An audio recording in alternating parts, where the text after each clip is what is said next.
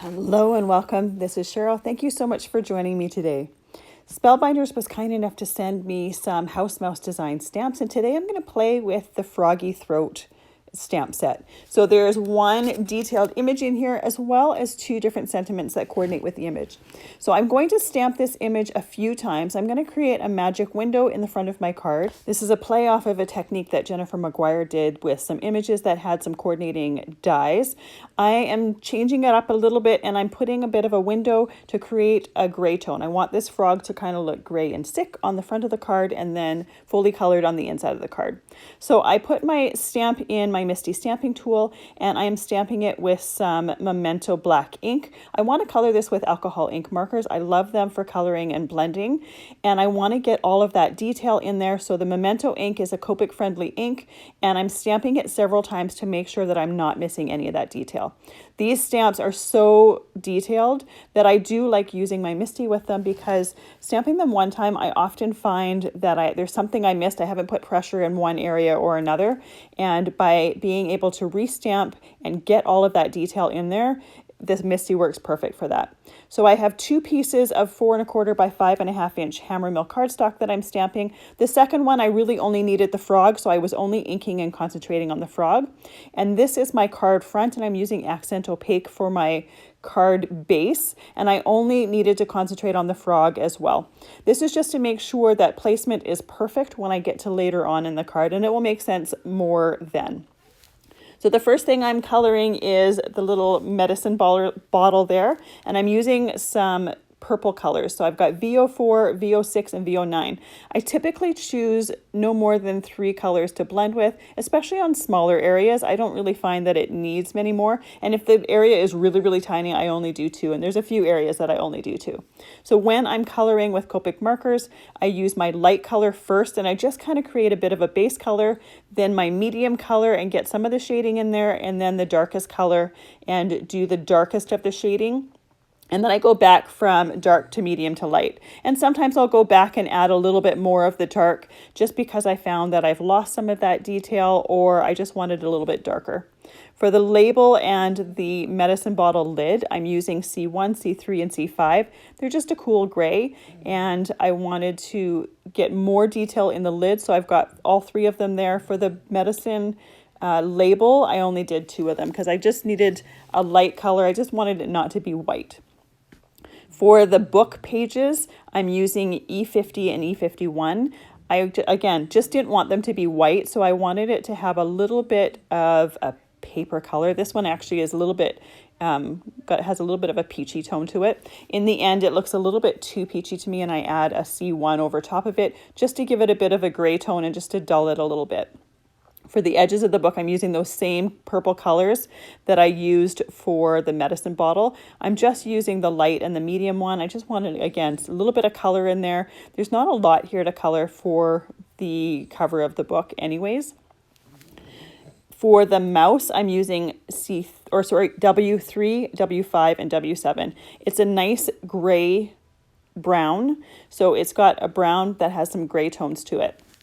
And again, I'm going with the lightest color first, the W3, then the medium, and then the dark, and then I go back. And once again, I go back in and I will touch things up. For the mouse nose, I'm using YROO and O2. I'm also using these same colors for the ears, for the hands, the feet, and the tail. And because all of those areas are so tiny, I'm only using 2 colors for them. The thing that I like about Copic markers is I can go back and retouch things up. So when it came to those papers, after I started coloring the mouse and the nose, I found that the nose and the ears were too close in color to those book pages. So it was really easy to go back over it with that C1 and just add a bit of a gray tone and just change the color a bit. They're completely transparent, so you still see the color that was there before, but you're able to change those color tones. And because they're alcohol ink markers, I can go back over the same area many, many times, and that paper doesn't start to pill. It always bothered me when I was working with dye-based markers that paper would start to pill so quickly, and I would need to color quickly to get my color down and try to not have that paper pill. But you don't have that problem with alcohol ink markers, and I love that about them. For the background, I'm just using C3 and C1. Again, I'm only really wanting the paper to not be white. So I'm just adding a little bit of color back there. I'm also not making it a super smooth blend for that background because I want it to have a little bit of texture to it. I was just showing you there my C1, my ink was running out, so I went off screen and refilled it. You can tell when you're running low on ink on your alcohol ink markers, especially the Copics. I don't own any other ones, because the tip goes frosty. So it's really easy.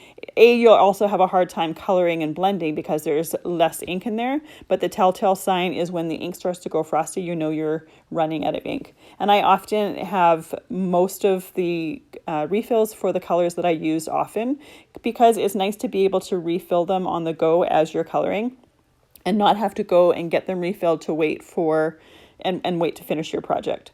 So for the ground, I'm using those same two colors that I used for the background, but I'm also adding the C5, which is the darkest of the grays. It's just going to give some shadow underneath the mouse and the frog. And I love the fact that the house mouse stamps have so much detail in them because it tells you really exactly where you want to do your shading.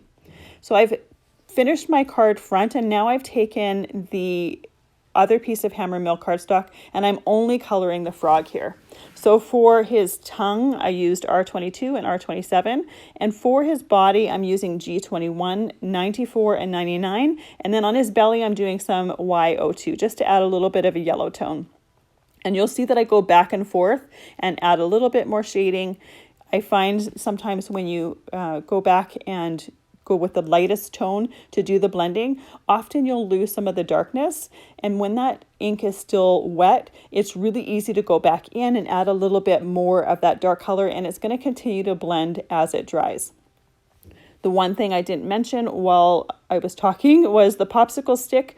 I used E33 and E43 just to color and shape that in there. Now this frog is going to be cut out and go on the inside of the card, so I don't need to do the whole background. I'm only doing the frog and then the little frog that's there as well. Now I do make several mistakes for this card, and I'm leaving those video clips in here because I want you to see how they get fixed. Sometimes when we create something and we make a mistake, or there's something we don't necessarily like, sometimes there's ways to fix it. And for the ones that I did with this particular card, there are absolutely ways to fix it. And sometimes I find value in learning how other people fix their mistakes. So I wanted to keep those pieces in there. So I put some glossy accents on the frog's eyes, and I'm also doing that on the mouse's eyes as well as the medicine bottle. And this is another thing that I love about alcohol ink markers is you can put glossy accents or stickles or something over top of there, and the colors don't change and they also don't start to bleed. If you were to try to do this on dye-based markers, they would start to blend and bleed, and especially with reds, it often changes the colors and the color tones. Sometimes reds will start to go pink. So my coloring is done here, and I waited for those glossy accents to completely dry so it's safe to be cutting out. So I'm taking my frog here and I'm cutting it out with some Cutter Bee scissors. I love these scissors for cutting out because they're nice and sharp. I've had them for probably a good 10 years and they're still as sharp as the day I got them. They're perfect for cutting, and you can see that as I'm cutting, I'm not really moving the angle of my scissors, I'm moving that paper. So I take my left hand and I move that paper around to get that detail, but my right hand pretty much stays in the same position. After I had them all cut, I decided I wanted to take some glossy accents and add some dots to the back of them just to give them a little bit more texture. So I'm going to set that aside to dry. This first piece here is the part that's going to go on the front of my card, and I'm cutting that down, and I took 1/8 of an inch off of all 4 sides. For this, I need to make sure to do it off of all 4 sides so that that image is in the right spot for the front of my card. This will make more sense in a moment. One of the cheats that I love to do with Copics is I love to take my chisel end and go along the outside edges of a paper and create a faux mat. And that was perfect for this. It meant there was another layer that I didn't have to cut through. So this is my card front, and I'm taking an X-Acto knife and I'm going around the outside of the frog. This would be so much easier if this particular frog had a die cut to go with it, but it doesn't. It's a stamped image that is not intended to be die cut. So I'm using my X-Acto knife and a cutting blade. Once I've got most of it cut out, I end up taking my Cutter Bee scissors just because I can get so much more detail and it's really a lot easier to cut. So I'm going to cut around the outside of this frog. Now this layer is the Hammermill cardstock, so it's really quite easy to cut out because it's not super thick. My card base is the Accent Opaque and it's a lot thicker, and I do need to cut out the frog on there as well, and that's one's going to be a little bit harder, so I go about it in a little bit of a different way. Because I found it easier to cut that Hammermill with the scissors, I'm going to take my card base and I'm just kind of cutting a triangle, and this is more just to be able to get my scissors in there, and I'm just going to use the scissors for the whole thing. And just like cutting out before, my right hand doesn't really move a whole lot with the scissors. It's my left hand that's moving that card base around just to kind of keep that line that I want to cut in line with those scissors. And I will cut out chunks of paper as I go and just make that space a little bit bigger for me to work in. And by cutting out those pieces, they just are pieces that are going to get in the way anyways. It just makes it a little bit easier. Now, again, this would be much easier if there was a die, and if you wanted to do this technique with a die or a stamp that has a die cut, again, it's going to be so much easier to just place that die cut. But for this, there wasn't one. And it really didn't take much time at all to cut those pieces out. Once they're cut, I took my image piece and laid it over top of my card base just to make sure that it was going to work for what I wanted to do. And then I took my media mat off of my glass mat because I'm going to be using some alcohol inks here and it would stain that media mat. So I'm taking some Duralar from Ranger. It's just a clear acetate, and I'm going to first try coloring it with a Copic marker. It ends up not being dark enough, so I take a Copic refill. Before I do that though, I'm taking that stamp that's in my Misti and I'm just stamping my scrap piece of paper here. This way I can put it underneath the Duralar that I'm alcohol inking and make sure that I have a space that's big enough. I don't really need to do this entire sheet because I don't need that much done, but I do want to make sure that the piece I do is big enough. So like I said, in the end, the marker wasn't dark enough, so I took my re-inker and put that alcohol ink on there and then let it dry. Now once that first layer was dry, I put it over my image and I didn't think it was dark enough, so I added a second layer off screen, and that's one of the mistakes I made, but I'll show you later how I fixed it. I'm going to take an insert for the center of my card, and I'm going to do that same trick with the chisel end of the Copic marker, and here you'll see the second mistake I made. The chisel end typically hooks onto the edge of the cardstock and you get a nice even line. Well, I missed it and I got the marker went on the inside. So the way that I fixed it is I turned my chisel marker 90 degrees and I ended up creating a wider faux mat and really like how it looked. Here is the second mistake I made. I went to go stamp my sentiment on the inside of the card and I ended up stamping it a little bit too low. So what I should have done here is taken my scrap that had that image on there and used that to kind of guide me for how high to put my sentiment. And you'll see later why this doesn't work. The frog ends up being right in front of it. But it was, again, an easy fix. So I stamped that a couple times, put that aside to dry, and now I have all of my pieces ready to start assembling the card. So I'm going to take my alcohol inked Duralar and I'm going to cut it into a square, just making sure that it's bigger than that frog. I don't need any of the darker outline edges there, so I make sure to cut them off.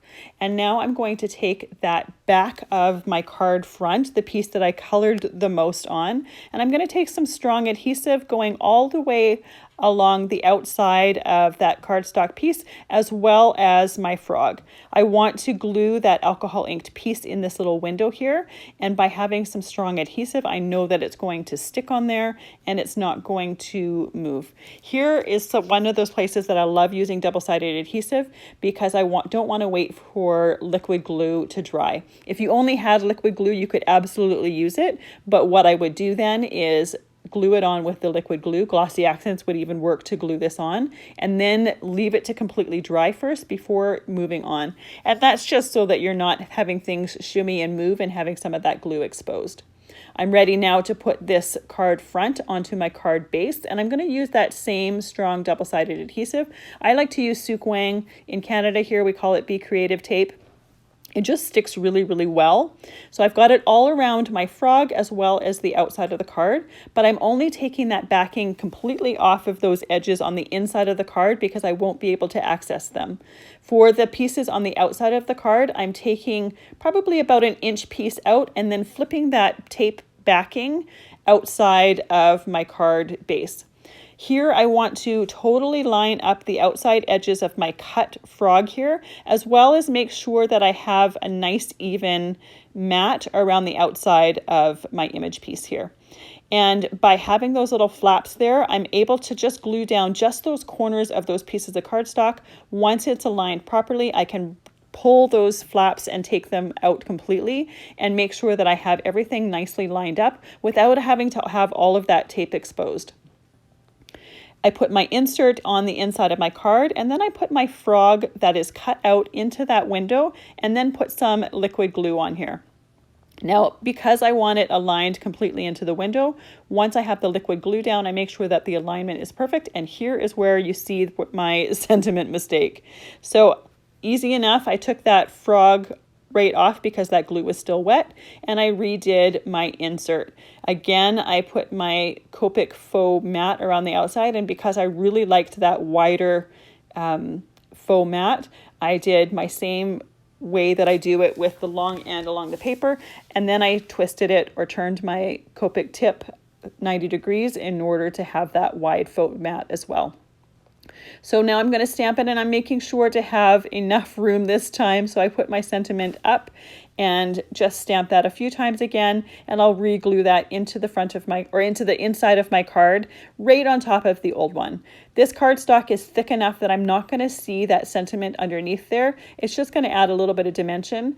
Because that insert was already glued down and that glue had already started to hold, I didn't want a chance ripping my card base and ruining that and having to redo that because I had already moved that stamp off of my stamp platform. So by doing it this way, I just add a little bit of extra dimension, but you still see that complete sentiment, and no one really will ever know that that other messed up one is underneath there. Well, no one aside from anyone that's watched this video. So I repeated the process, putting that frog in the window, putting the Barely Art glue on the back of it, and then closed my card, and you can see the positioning is so much better. I really love how this looked, but after thinking about it for a whole night, that Duralar with the alcohol ink was just too dark. So I took a Q-tip, dipped it in some isopropyl alcohol, made sure that I didn't have too much on there, and was going to take some of the alcohol ink off. And of course, the first time I did it, I went on the back side, and that's not where the alcohol ink was. So I did it on the front of my card. Now, typically, if I make a mistake, I'll use some undo and remove layers, but I wasn't sure how undo would react with the alcohol ink on the coloring on the front of the card, as well as the alcohol ink on the Duralar. So this was the best solution for this issue, and it turned out really well. I still have some dark areas of alcohol ink around the outside of this image, but that's totally fine. I'm avoiding the outside of the image because I don't want that paper to absorb the isopropyl alcohol and ink on my Q-tip and bleed it into the card. So all I did was go over it one time, close the card, and it was still a little bit too dark for my liking, so I just went over it a second time. This isopropyl alcohol is going to hydrate that ink, and it's going to remove some of it from that surface, making it a little bit clearer. I am able to see the frog on the inside of the card a little bit better. I can see the details a bit better. You could see the frog before, but the details were just so dark that it just didn't have the look I wanted. I wanted to still be able to see that it was green. I just wanted it to have a little bit of a grayish tone. And I really liked how that solution worked. I like the card so much better now that that window isn't quite as dark. And you can see we've got the beautiful image, the kind of gray, sickly looking frog. And then once we open it, we have a nice bright colored frog. Thank you so much for joining me today. I really appreciate you being here. I hope you enjoyed learning the process of creating this card. Have a fabulous day.